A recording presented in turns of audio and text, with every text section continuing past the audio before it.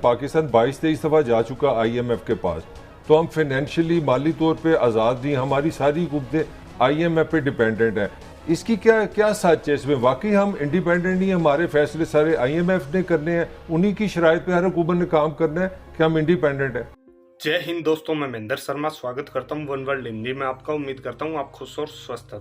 दोस्तों जैसा कि आपने सुना, पाकिस्तान के पत्रकारों का अब दर्द फूटने लगा है, क्योंकि ये सीधा सीधा अब फाइनेंशियल एक्सपर्ट है। ये तो पाकिस्तान का पूर्व फाइनेंस मिनिस्टर था, जबकि फाइनेंशियल एक्सपर्ट से सिर्फ एक ही बात पूछते हैं, एक ही बात पे जोर देते हैं हमेशा कि हम IMF की गुलामी कब तक करेंगे, या IMF के हिसाब से हमें पाकिस्तान को कब तक चलाना पड़ेगा। क्योंकि कहीं ना कहीं पाकिस्तान में जो अब रूल और शासन चल रहा है वो IMF के इशारों पे चल रहा है, तो कहीं ना कहीं इनका दर्द फूटना भी जायज़ है। क्योंकि पाकिस्तान के हुक्मरानों ने आज तक पाकिस्तान को ऐसी सिचुएशन में नहीं ला के दिया कि पाकिस्तान को IMF की शर्तें या IMF में जाना पड़े, क्योंकि ये 23 प्रोग्राम तक IMF में हमेशा गिड़गिड़ाते रहे और भीख पे अपना देश चलाते रहे। तो इसी प्रकार की चर्चा इस डिबेट में की गई है। तो दोस्तों देखिए डिबेट और कमेंट में अपनी प्रतिक्रिया जरूर दें।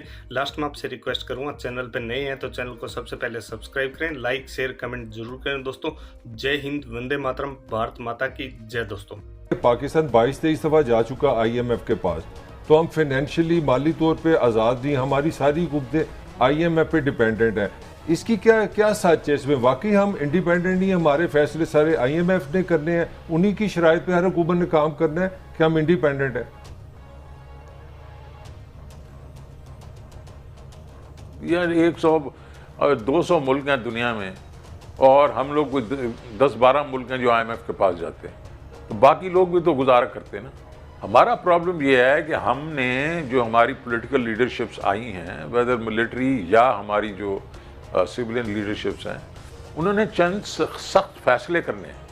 वो चंद सख्त फैसले जो हैं वो अमीर की और इनके जो ऑब्वियसली इनके साथ कनेक्टेड होते हैं उनकी जेब पे डाका पड़ता है, और वो ये डालने नहीं देते। और ये बाकी बातें तो बड़ी कर लेते हैं। मुझे बताया ना, टैक्स टू GDP रेशियो जो 9% है, क्यों 9% है? लोगों की 17% है, 18% है, 20% है प्लस। ये अभी हमारे इर्द गिर्द के लोग जो हैं मुल्क हैं, इनकी जो इस तरह की है, हमारी क्यों नहीं है? इसलिए कि लोग टैक्स नहीं देते। अब देखिए, हमने 5 प्रोग्राम शुरू किए थे, और 5 प्रोग्राम का ये था कि मैंने टैक्स पे टैक्स नहीं लगाना, मैं टैक्स को ब्रॉड करूँगा और टैक्स पेयर लेके आऊँगा। वो अभी कर रहे थे और बहुत सक्सेसफुली कर रहे थे। अब मैं उसका एग्जांपल ये देता हूँ कि पिछली दफ़ा मैंने बजट में 24% दिखाया था कि हमारी टैक्स जो रिसीट्स ज़्यादा होंगी। लोगों ने शोर मचा दिया था, बड़े बड़े इकोनॉमिस्ट ने कहा ये पागल हो गया, ये हो गई नहीं। हमने उससे भी ज़्यादा करके दिखा दिया। और अभी इस दफ़ा ये अभी 7,000 जो 450-70 करने वाले हैं, हमने 8,000 करना था, लेकिन वेस्टेड इंटरेस्ट पड़ गया। और इन्होंने देखें, वो जो हमने कहा था हम प्रोग्रेसिव टैक्सेशन करेंगे, वो ख़त्म हो गई है। अब वही टैक्स पे टैक्स लगा दिया। जो इवन सैलरीड क्लास जो है वो उसको 80 बिलियन का नया टैक्स लगा दिया। और कॉरपोरेशंस के ऊपर, जो मैं ये नहीं कहूँगा कि ये अमीर पे टैक्स है, ये कॉरपोरेशन का मतलब है आपकी प्रोडक्टिव कैपेसिटी पे टैक्स है। लोग जो आपके लिए प्रोड्यूस करते हैं गुड्स एंड सर्विसेज, उस पर आपने टैक्स लगा दिए, और वो मैसिव 10% का टैक्स लगा दिया। अच्छा शोक साहब, मैं आपके आने का एक फायदा उठाना चाह रहा हूँ। ये जो हमारा 30-35% तो बजट चला जाता है लोन्स पे, कर्जों पे, सूद पे, तो ये सूद हम कर्जा लेके खर्चते कहाँ हैं? ये जाता कहाँ है? ये जाता इसलिए कि आपका जिस वक्त फिस्कल डेफिसिट होता है, आपकी इनकम और एक्सपेंस में जब ये फ़र्क आता है, और फ़र्क ये होता है कि ज़ाहिर है उसके बीच में आपका डिफेंस है, उसके बाद आप ये डेट सर्विसिंग है, और उसके बाद आपके बाकी जो आप खर्च करते हैं, जिसमें आप सब्सिडियां देते हैं दबा के, फिर आप ग्रांट्स देते हैं लोगों को दबा के। ये सारी चीज़ें जो हैं, ये इसका एक जो हम जिस तरफ जा रहे थे, हम इसको रैशनलाइज कर रहे थे। मैं इसको आपको एग्जांपल देता हूँ कि हम एक बहुत बड़ी सब्सिडी देते हैं फर्टिलाइज़र वालों को, गैस जो है सस्ती दे देते हैं हम, और कहते हैं भाई तुम फर्टिलाइज़र जो है वो तुम सस्ता बनाओ, हम अपने फार्मर्स को दे देंगे। अरे भाई, वहाँ तक पहुँचता ही नहीं है। इनकी जो फर्टिलाइजर कंपनी के प्रॉफिट्स हैं 35%, 40% रिटर्न ऑन इक्विटी, और उधर फार्मर के पास जो पहुंचता है वो तो उसमें मतलब 1750 की अगर बोरी है यूरिया की, वो 2200 पे बिक रही है, और असल में बाहर जो है वही चीज़ जो 8000 की है तो स्मगल हो जाती है। तो भाई क्यों ना तुम पूरी गैस सही तरीके से उनको दो और कहो अच्छा जी 500, 900, 800 जो ऊपर तुमने लगाना लगा दे, और फिर जाके टारगेटेड सब्सिडी दो उन लोगों को जो अफोर्ड नहीं कर सकते, आप उनको सब्सिडी दें। बड़े वाले काश्तकार को क्यों दे रहे हैं? इसी किस्म की और बहुत चीज़ें हैं, जिस तरह SOEs है हमारी, स्टेट ओन्ड एंटरप्राइजेज हैं, इसके बीच में जो कम से कम जो 14-15 कंपनीज हैं तो वैसे 85, वो कंपनियां जो हैं वो तकरीबन 500 अरब रुपए का लॉस कर रहे हैं। कोई उसको मतलब उसका हल करने को तैयार नहीं है। मैंने हबीब बैंक को किया था, एक किस्म से टर्न अराउंड किया था, 10 अरब रुपए का लॉस कर रहा था, आज वो 40 अरब रुपए का प्रॉफिट कर रहा है। हम इन्हीं कंपनियों को अगर करना, तो कोई करना नहीं चाहता, क्योंकि इसी में सारों के अपने भत्ते लगे हुए हैं। तो ये मैं कहना चाहता हूं कि जिस दिन, और इसमें चाहिए पॉलिटिकल विल, और पॉलिटिशियन जो हमारे वो कहें नहीं अब हमने जो मर्जी हो जाए, हमने इसको सुधारना है इस इकॉनमी को। तो मैं भट्टी साहब आपको कहना चाहता हूं कि ये इकॉनमी जो थी, चौथी बड़ी इकॉनमी थी एशिया की 1968 में, 4th largest economy after Japan, China and India. Why can't we back into the top 5 or top 10 again? इसलिए उस वक्त प्लानिंग ठीक थी, उसके बाद कॉन्टिन्यूटी थी। अब जो है वो बिल्कुल एक किस्म से जिसका दिल आता है वो आता है। अच्छा शौकत साहब, मैं समझो जो आपने फरमाया कि भत्ते लेते हैं, इसका मतलब है नहली के साथ साथ इनका कमीशन का भी इंटरेस्ट है, और जिसकी पेस 22 करोड़ आवाम को अदा करनी पड़ती है। इसका मतलब तो ऐसे ही हुआ कि इनका पर्सनल इंटरेस्ट है, उनको बचाने के लिए, चंद लोगों को फेवर देने के लिए।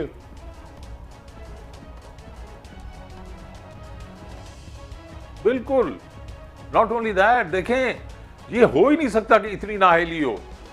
नाहिली के साथ करप्शन भी है, और ये मैं आपको बता रहा हूं कि ये तो मैं आपके सामने बता रहा हूं ना कि जो मैंने जब किया एक इदारा, ज़ाहिर है हम लोग बाहर से आए थे और मैं साफ सुथरे लोग लेके आया था, और टर्न अराउंड जब किया तो आज वही जो 10 अरब रुपया लॉस करता था, आज आफ्टर टैक्स 40 अरब रुपया कर रहा है।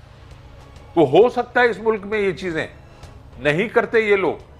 तो मैं सिर्फ ये, तो इसीलिए आपका मैं सवाल का जो लंबा जवाब दे दिया मैंने, लेकिन यह है कि जिस दिन हमने इसको उसी तरीके से ट्रीट किया जिस तरीके से हमने हबीब बैंक को किया था, कि कोई सिफारिश नहीं, मेरिट पे काम होगा, पे फॉर परफॉर्मेंस होगी, और जो बिजनेस स्ट्रैटेजी होगी वो होगी जो उस इदारे के लिए बेहतर है और अपने मुल्क के लिए बेहतर है। ये अच्छा, मुझे मालूम है, आपको मैं बता सकता हूं। एक इल्जाम आ रहा है, मेरे वालिद साहब मुझे सिफारिश नहीं कर सकते थे। सारे PMLN रूलिंग पार्टी की तरफ से कि जी मुआहिदा, बार बार कहा जाता है उनको, टीवी पर आके कहते हैं कि जी वो मुआहिदा तो उन्होंने किया था, हमें अमल दरामद करना पड़ा, जिसकी वजह से सारा जो हमारे ऊपर मलबा गिरा। इसमें कितनी सदाकत है शौकत साहब? देखिए जी, मुआहिदा तो हमने 2019 में किया था, तो कर रहे थे ना, उसको फॉलो कर रहे थे ना, उसको निभा भी रहे थे। और अगर ये कह रहे हैं कि हमने मुआहिदा ऐसा किया, ये नहीं निभा सक रहे, तो फिर इनकी नाअहली है ना। मैंने तो आपको बता दिया कि क्या हम छोड़ के गए थे, 24 रुपए सिर्फ छोड़ के गए थे पेट्रोल की सब्सिडी, और 22 रुपए डीजल की, और कीमतें बढ़ गई, उसके बाद बढ़ गई।